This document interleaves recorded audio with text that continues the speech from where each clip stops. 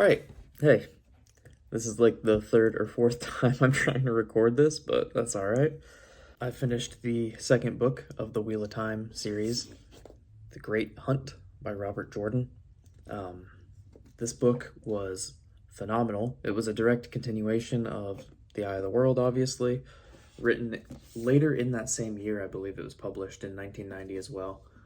And it kind of picks up where everything had left off with the women and the men kind of splitting to go do their own thing, and the women were going off to become Aes Sedai or learn how to control their channeling and things like that. And the men are now on this hunt for this Horn of Iliad, which, when blown, can control this undead, crazy army, and it's really a cool concept and idea, and I really like it. But anyway, they are constantly getting split up even further, with the main group going from, I believe, 7 or 8 of them had like really left to embark on this journey together, and there are like 6 groups of 2 and 3 people going on. It jumps between storylines like crazy in this, but it is so good, and it's actually honestly easy to keep up with. There's only one thing I really didn't like about it.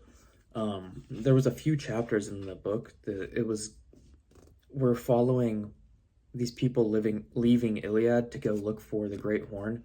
They aren't any of our main characters in these, or at least in the 2 books so far.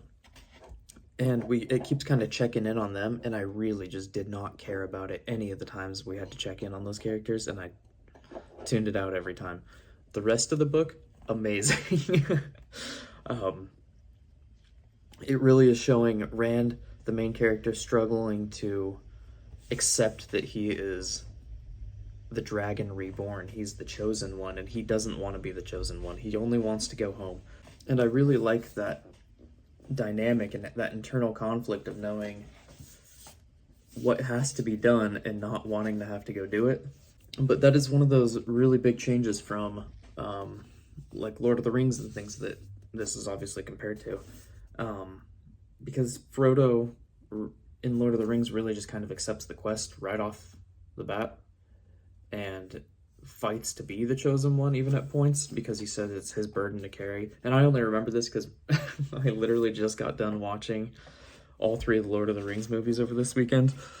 And it was actually a good thing in the end, because it helped me kind of compare some of the similarities of how Robert Jordan writes to how Tolkien had written, and tried to develop some of these characters. And I really like the twist that Robert Jordan put on the chosen one trope of him not wanting to be the chosen one. I really enjoy it. But anyway, another terrible summary.